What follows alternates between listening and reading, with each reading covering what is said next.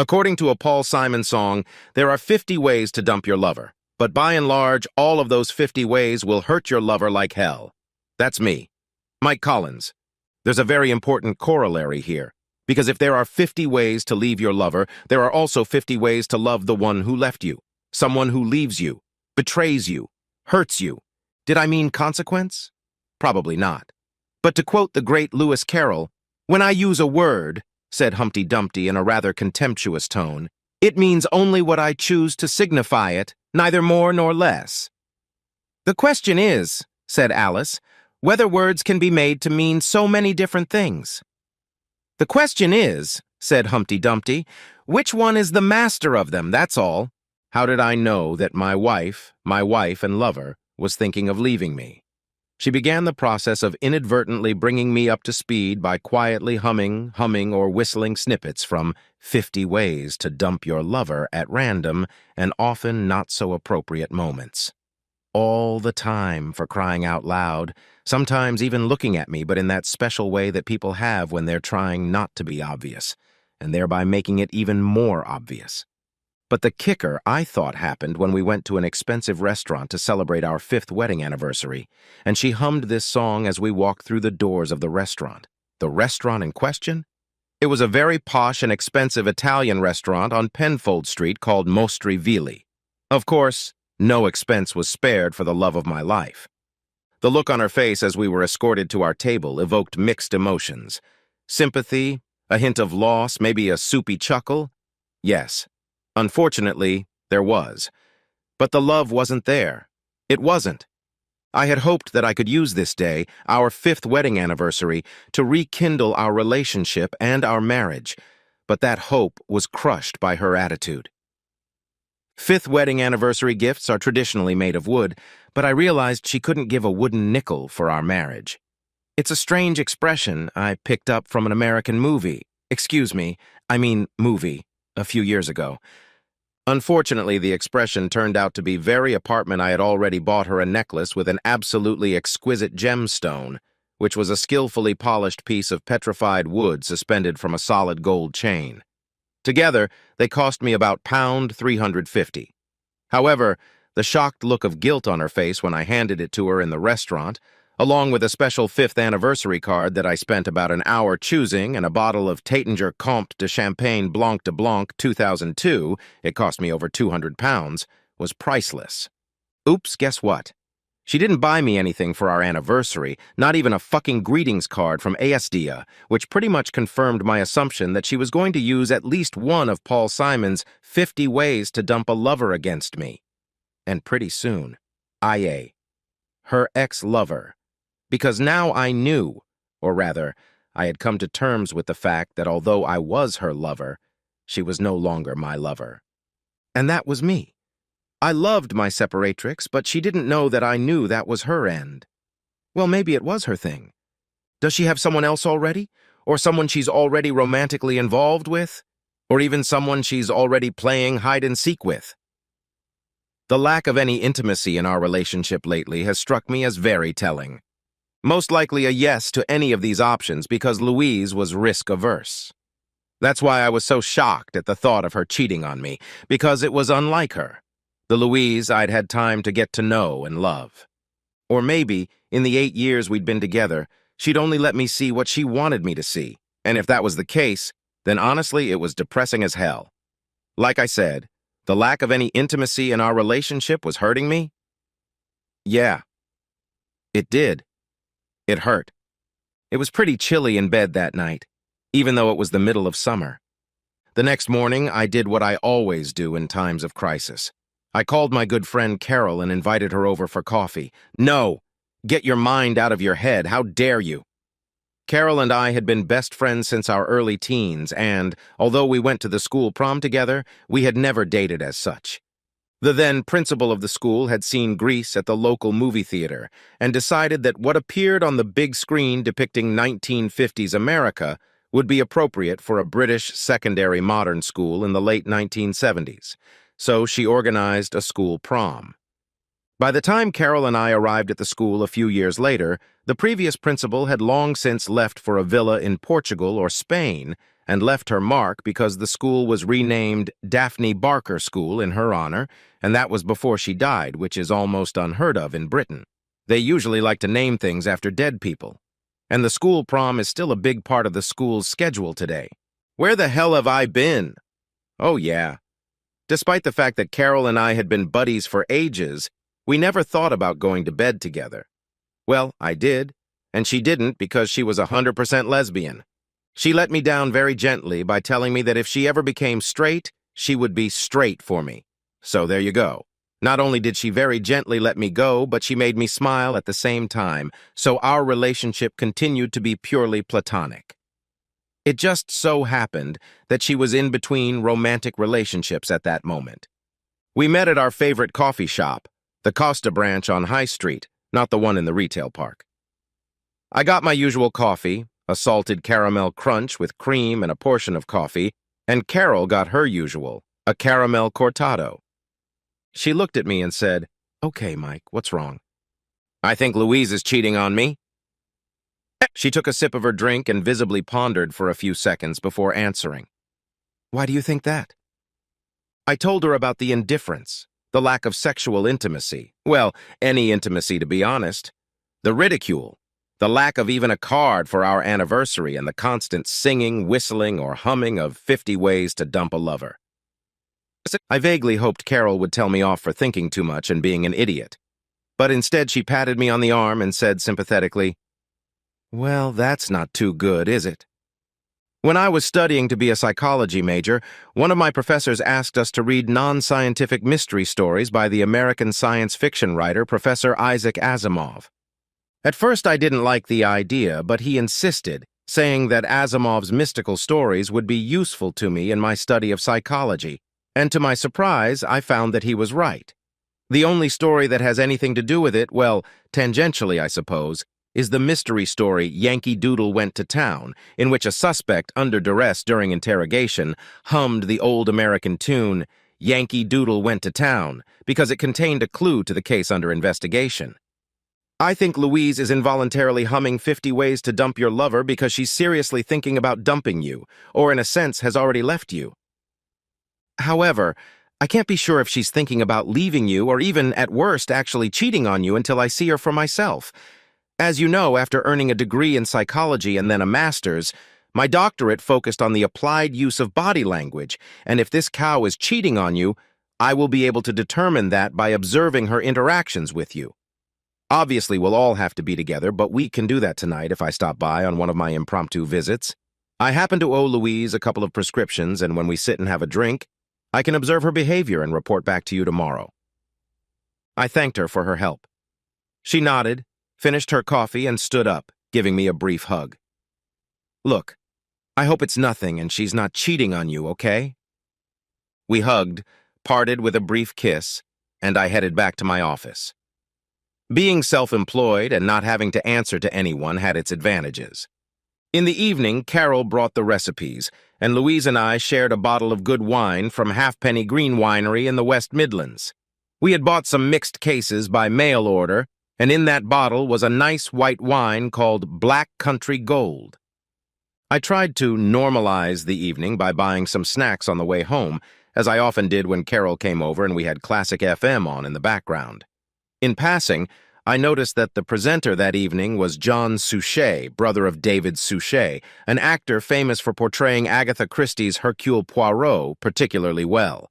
When I'm stressed or upset, I find that my mind doesn't wander, but is focused like a laser on the inconsequential minutiae of life. Wine, the radio host, his brother. Who cares, right? But that's how I deal with shitty situations. Despite everything I suspected was going on, we had a good evening, and out of the corner of my eye, I noticed Carol watching Louise very closely. Louise, however, didn't notice anything. So much so that she was humming 50 ways to leave a lover to herself, much to Carol's delight. We said goodbye to Carol at 10 o'clock that evening, and by 11 o'clock, Louise and I were in bed. She must have fallen asleep almost immediately, but me? Sleep didn't come so easily. Strangely enough, the next morning, Louise was out of the house before I woke up. I vaguely remembered her mentioning something about an early staff meeting at the school where she taught. I took a shower, had a hasty breakfast, and headed to my office, which was on the high street a few steps away from my favorite Cafe Costa. As soon as I entered the office, my phone beeped to let me know that I had received a text message. It was from Carol. Could I meet her as soon as possible, please, at the Costa?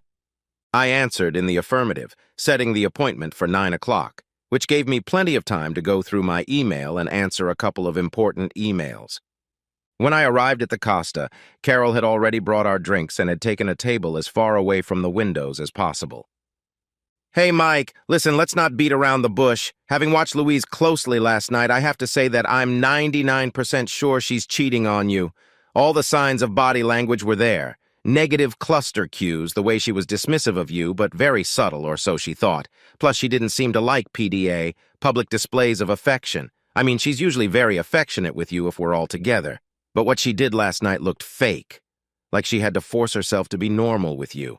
And humming that fucking tune, how did she do that? What the hell was that? And she couldn't look you in the eye like she was ashamed of something. My shoulders slumped. I'd been afraid, expecting bad news from Carol about Louise, but hoping my suspicions were wrong. But they weren't. Carol walked over to me and gave my hand a brief squeeze. I know, Mike, I know. You wanted me to be able to tell you that your suspicions were unfounded. I'm sorry I couldn't do that for you. I smiled at her, probably weakly, but it was the best I could do. Carol, I'm just grateful that you were able to help me. Without your help, I wouldn't have realized anything. I'm so glad you had the skills and abilities to help me. What are you going to do next, Mike? I'm going to hire a private investigator to find out who she's having an affair with. You don't know any private investigators, do you? I grinned to let her know I was just kidding. She realized my joke and said, Sorry, I don't know any. You'll have to Google or troll them. I laughed at her joke about spoonerisms. Spoonerisms was a joke we shared that dated back to our childhood friendship. We'd seen an episode of the Two Ronnies show when Ronnie Barker portrayed the 19th century academic Dr. William Spooner, and we'd been making up spoonerisms now and then for years. Louise was always annoyed by it. Well, to hell with it, bitch. I will, I said. We parted ways, and back in my office, I set about finding private investigators in our town. This turned out to be not as easy as it seemed. Some of the local private investigators listed, despite their claims, weren't actually local. They were national firms masquerading as local. One ship of fools had what they described as blogs for their local offices, which were exactly the same word-for-word blog entries for all 50 of their so-called local offices. It's even more pathetic when they all appear on the same site. A few others seemed like the fantasies of people who watched the Magnum P.I. series as kids. I was about ready to give up when I spotted an ad for Detective Investigations. They had a real local address that was only 2 streets away from my office. I called them and luckily got an appointment for the afternoon. Apparently, they had a cancellation. Someone else's loss, my gain, I thought to myself.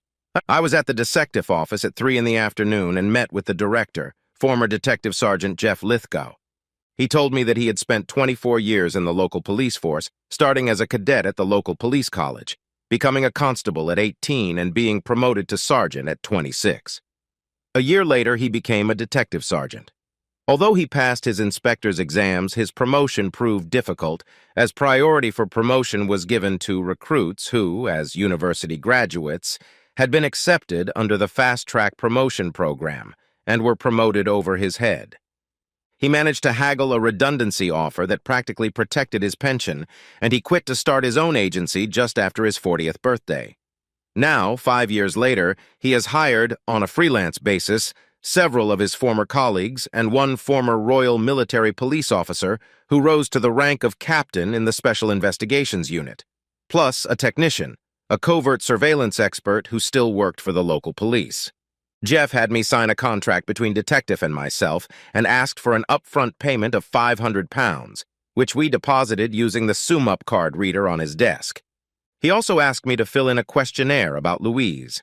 He scanned a photograph of Louise, which he asked me to bring, and printed out a copy which he attached to the questionnaire. Then he told me what was on his mind. I propose, Mr. Collins, that you allow us to install surveillance devices in your home to find out what your wife is doing. Installing monitoring software on your wife's cell phone is technically possible, but I would not do it because it is illegal under Section 1 of the Regulation of Investigatory Powers Act 2000. However, placing surveillance devices, video cameras, and the like in your home is perfectly legal as long as we have your written permission to do so. He handed me another set of forms, which I signed and returned to him. Your wife works as a teacher at Joan Ross Academy, you say? I assume she works there from 8:30 a.m. to 3 p.m.? About that, although she tends to work irregular hours. Sometimes she starts at 8 in the morning and sometimes earlier. Sometimes she finishes before 5 or even 7 in the evening. For parent-teacher nights, she has to go back to school. Sometimes she doesn't get home until 10 o'clock at night. He nodded. Say tells me you run your own marketing agency, so I assume you set your own schedule?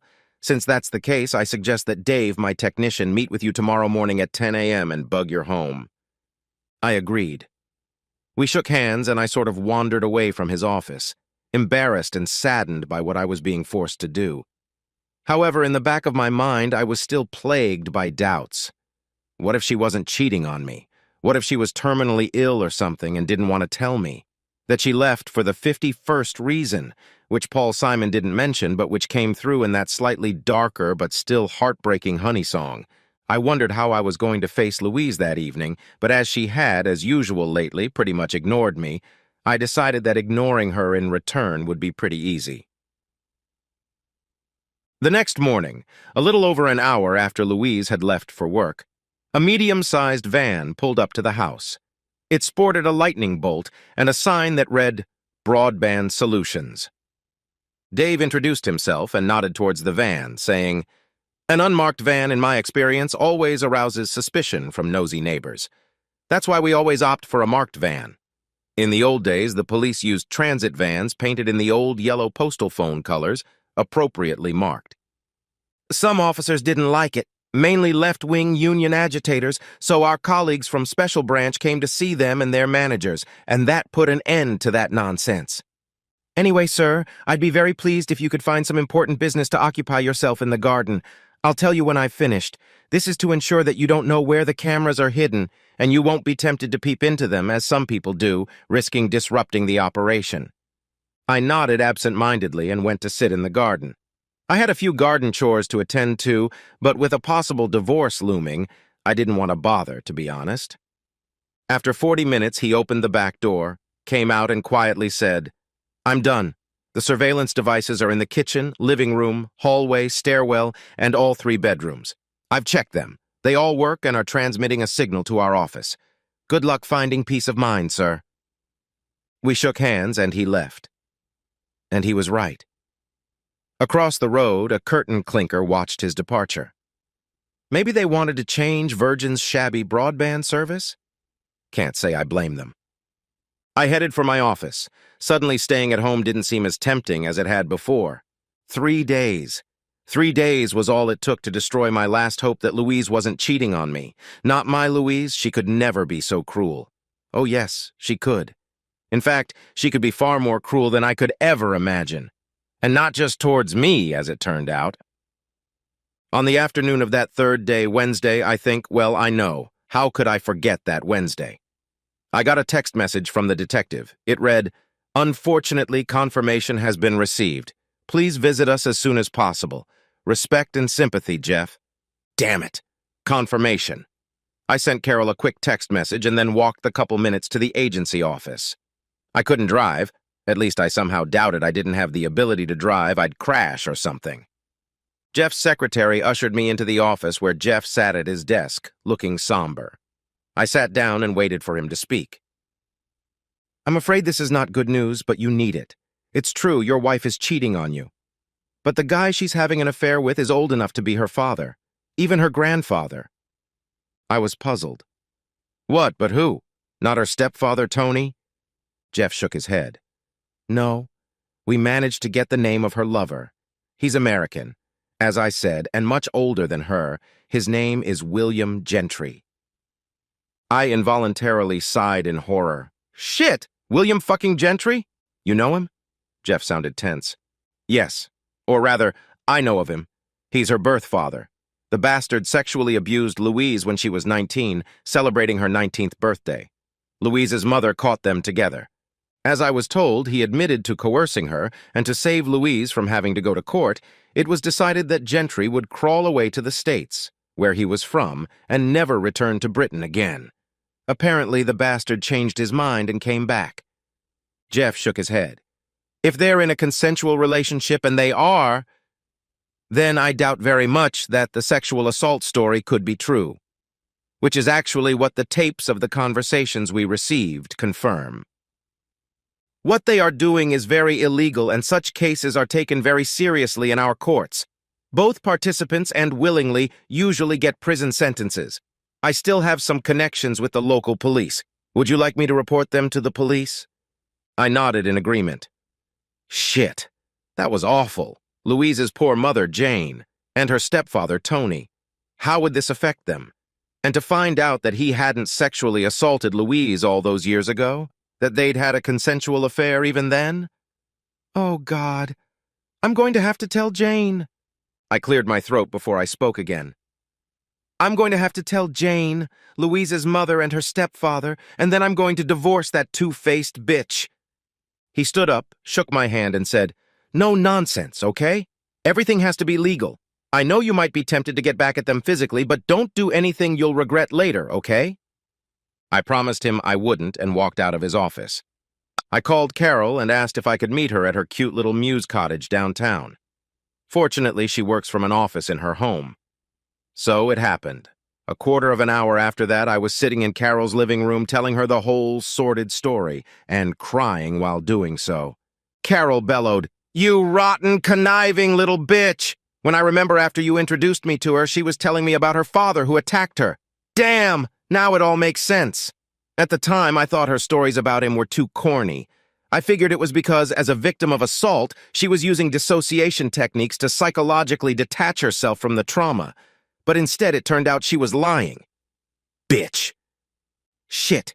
Is it possible that I believed her because I wanted to believe her? Because I saw no reason why a woman would lie about something like that? Believe every woman, for fuck's sake! She looked at me. Anyway, it doesn't matter now. What are you going to do?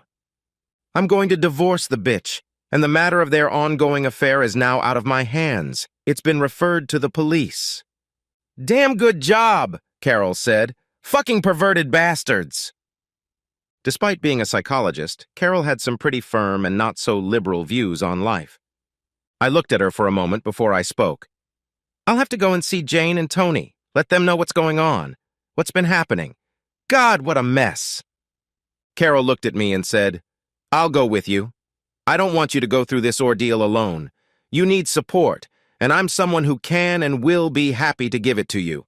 After all, considering how much support you've given me over the years, it's only right that I return the favor. We went to the nice little house Jane lived in with her husband, Tony. I will never forget the cry of horror that came out of Jane's mouth. She began to sob, clinging to Tony, who looked almost as shocked and devastated as Jane. We comforted them as best we could. As we got into Carol's car, she said, As you know, my younger brother is a lawyer. He will be able to sort out the divorce for you. Moreover, I will have him prepare all the documents quickly. I will ask him to file them in court. What a bloody mess she's made, damn her. And if you want, you can stay in my spare room. I accepted Carol's offer of help with great gratitude. I didn't think it was possible, but Jeff Lithgow must have had a lot of influence with the local police because both Louise and William Gentry were arrested the same day. They were charged with incest. He managed to get a semi-legal copy of the security camera footage of Louise's arrest.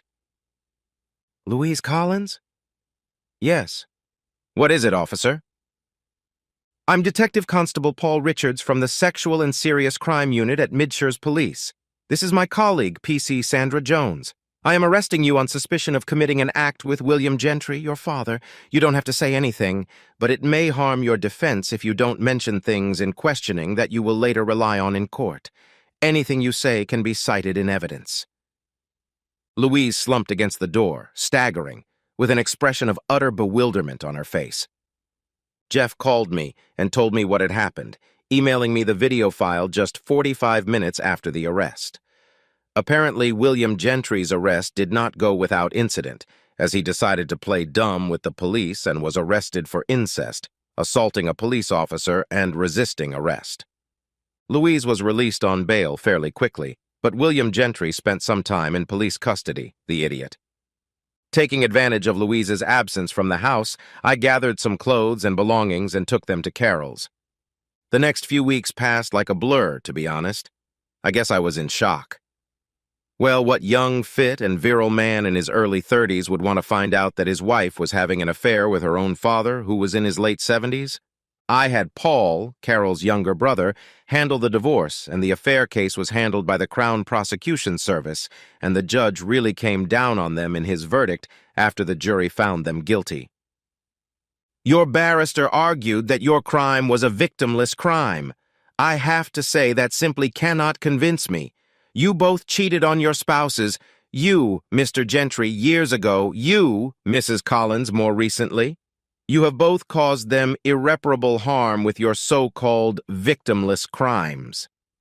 Incest is a crime with wider implications. It strikes at the very moral fabric and structure of our society.